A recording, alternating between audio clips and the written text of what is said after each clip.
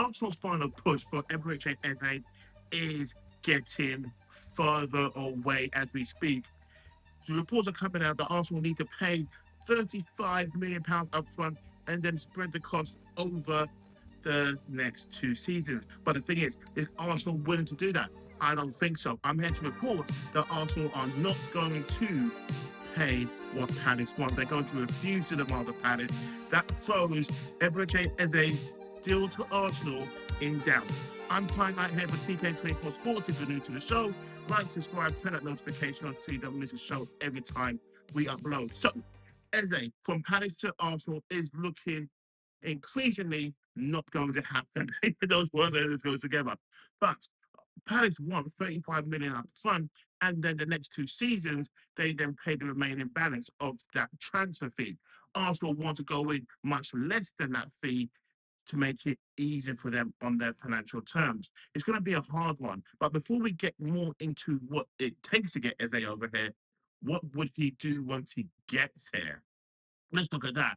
Where's he going to play? Is it going to be on the left? Is it going to be on the eight? Is it going to be a number 10? We've had it all. We've got all the stats, the data, the heat map.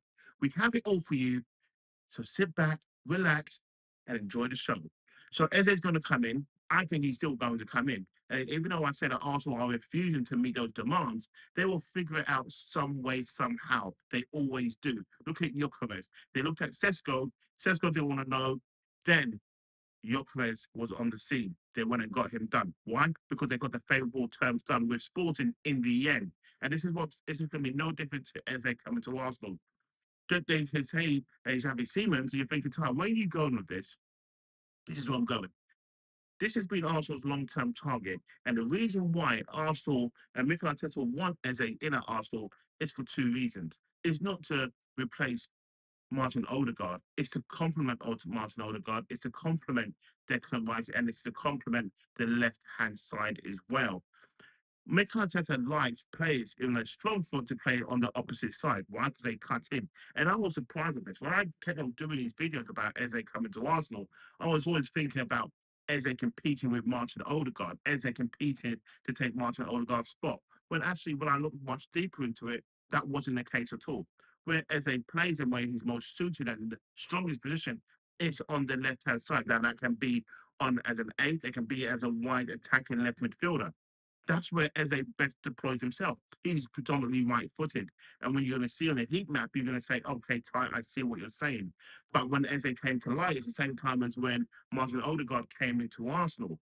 But when I looked at Eze's stats, it said to me, this guy is born to score goals and he's born to do assists.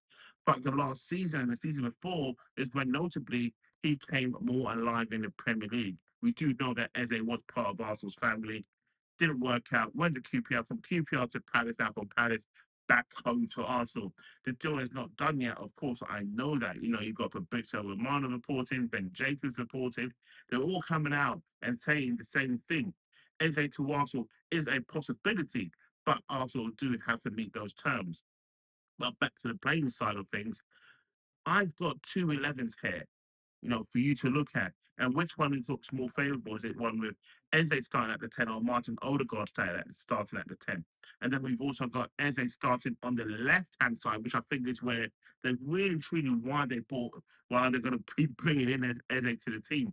A lot of people thinking it's Madueke that's coming in to play on the left-hand side over Martinelli or Trossard, depending on which one stays. It's not the case. I think Eze has been brought in to play in all 3 positions. Again, as I said, as an 8, as a 10, and as a wide left midfielder, attacking midfielder, should I say, for that matter. That is the case.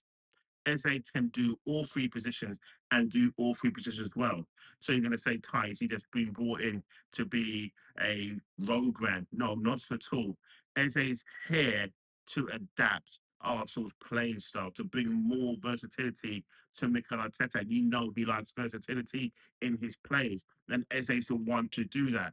I mean, if you look at his stats here right now, as it comes up on the screen, you'll see the amount of goals he scored in the 20 to 21 season, 34 games, 4 goals, 6 assists. That's not bad. The 21 to 22 season, 13 games, 1 goal, 1 assist. I mean, that was, an injury-ridden season. Then you look at the 22 to 23, this is where it really hots up for him. 38 games, 10 goals, 4 assists. Marvelous. Absolutely marvelous. Then the 23-24 season, 27 games, 11 goals, 4 assists. Then you got a 24 to 25 season, which was last season, 34 games, 8 goals, 6 assists. The guy doesn't get sent off. He picks up a couple of bookings here and there, but nothing major. But the one notable goal that helped Palace win their first major trophy was in the FA Cup against Manchester City. That's when everyone started going, oh my God, yeah, Eze is the man. But the thing is, Eze's been growing into his game. He's not young, but at this age of him coming back to Arsenal is the perfect age, it's the perfect time. And again, when you look at the heat map, you will see predominantly the last 3 seasons he's been playing over there on the left. When you look at Martin Odegaard, he's predominantly on the right. With Eze, him coming on the left is going to help everyone who's on the left. We are weak on the left hand side, and his goals come from the left hand side. So this is where Arsenal are going to best deploy him. But no one knows where it's going to be. I still feel it's going to be on the wide left. It's going to be taken over and Martinelli, in my opinion. And again, when you look at these 11s here, I'm putting up for you to see again. Which one do you think is going to be the strongest team? I think the strongest team is with Martin Odegaard and having Eze in at the same time.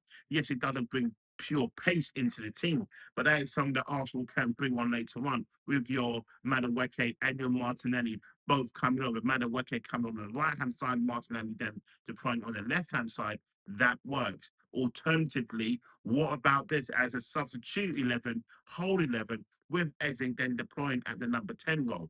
That itself shows you just the depth of what Eze can bring to the team and what Arsenal they also have as depth and cover.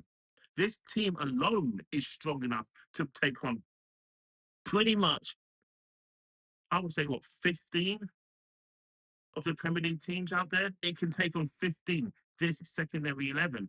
But Eze is not a secondary 11. I know that. But I'm just here to show you as to what Arsenal could do with the squad that has been assembled this season. But Eze coming in is going to bring a new lease of life. To me, as I said it, it's just going to be like when Ian Wright came from Palace. It's like, oh my God, we have someone special. Victor Jokeris is in, yes, special. But Eze, to me, is just a different kettle of fish. When you're talking about game changers, this is a game changer. When you talk about Liverpool, there Florian Wirtz coming in, and people are saying, "Oh my God, this is it. This is the magic spoon. This is the one. This is the." Trust me, Eze is better than Florian Wirtz. Yeah, I said it. Controversial. I don't care, but we can debate me on that part. Who would be better in the Premier League, Eze or Verta? Let me know in your comments below on that one straight away. Didn't take me long to get the first conversation going. Eze, Verta, which one? We're not going to do the Gyökeres or the Isaac one because you don't have Isaac yet. You don't have Isaac for Liverpool fans. You just don't have him, so we don't need to compare. But I know which one's the goal getter. I know which one will score more goals. I know, but I don't need to say it yet until that transfer happens. Then we'll go into the debate. But back to Eze to Arsenal. Will Arsenal pull this deal off? I really hope to think that they can, because the one player that Arsenal had in their droves, the best unlocker of all time, in my opinion, people say it could be Leon Brady. People say Robert Perez. Me, Santi Cazorla was the one you're thinking, Tom, what about Bergkamp? What about Ozil? Santi Cazorla had it all. Right foot, left foot. Can play as an attacking midfielder. Can play as a holding midfielder. A deep line playmaker. He had it all. And to me, Eze can be as good as that. Yes, he's not two-footed, but he is now coming into his own. You think of Martin Odegaard, who plays further up the pitch, is absolutely monumental there. Martin Odegaard of 2 seasons ago, don't get me wrong, I'm not thinking of last season, but 2 seasons ago, Martin Odegaard was the linchpin of this team. He was the conductor, the orchestrator. Eze can be that as well. If you had Eze on the far left and he had Martin Odegaard as the 10, but this time Martin Odegaard has to have his head up. And him being the quarterback of the team, yes, I said it, that's the word, the quarterback, the playmaker, he will then have Eze to his left, a Saka to his right, and then Victor Gyökeres just in front. He will have his wide receivers to go to. He will have his attacking linchpin to go to. He will have so many options and better options when you have an Eze in the team. If he's operating from the left and you got Saka from the right, and again, as I said, Victor Gyökeres just in front, that makes Arsenal special. And an attacking force you don't want to mess about with. What's your thoughts on that, though? Should Eze start on the left, or should he take Martin Odegaard's place? Should he play a substitute for Declan Rice in the eight when they Arsenal need to rotate? Is that just for only for Mika Moreno to play there, or what's your thoughts? Let me know. You're thinking, what about Kai Havertz? Where would he deploy? This is what Arsenal need, is having options all over the place. Options where it becomes unpredictable as to what Arsenal's going to be doing rather than being predictable. That is what I want from this Arsenal team. I want Arsenal to go out, splash the cash, go and get Eze. Okay, it's going to be a bit long-winded. Is he going to come in by the time Arsenal play Manchester United? I don't know. But what I do know is Eze will come to Arsenal, just Arsenal will not bend the knee and pay the way that Crystal Palace want. They're going to refuse it. They're going to ferociously refuse it, but they'll still make the fee work for both parties to get this deal done. Because it's in Arsenal's favour to get this deal done. They need to get this deal done. This is the final jigsaw in the puzzle. They don't have to need Trossard to go to make this deal happen, because Arsenal can make it work. So what's your thoughts? Hope you like the show. Give it a big thumbs up if you're still watching right now. Plenty more shows to come your way. I've given you the heat maps for Eze. It shows you exactly just how good he is. I've shown you the goals contribution that he's given. I've shown you exactly what he could do in the first 11, the secondary 11. You have it all. You have every part of information you need to say whether this is going to be a good transfer or a poor transfer. Let me know in the comments below. Thanks for watching and keep on subscribing. I'm Ty Knight, TK24 Sports.